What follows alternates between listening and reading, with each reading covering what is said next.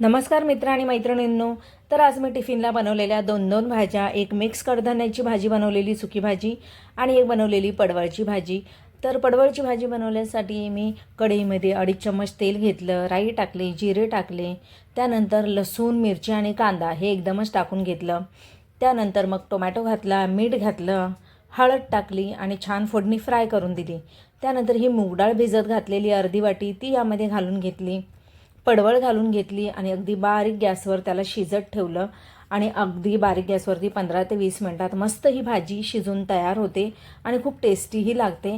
एक बनवलेली ही मिरचीतली भाजी पडवळची आणि कडधान्याची भाजी ही बनवलेली मी आपल्या मसाल्याची म्हणजे घरचा ठेवणीतला जो मसाला होता त्याची ही मी भाजी बनवलेली आणि ही खूप टेस्टी झालेली. त्यानंतर खिचडीही दिली टिफिनला, चपाती, लोणचं आणि केळीही दिली.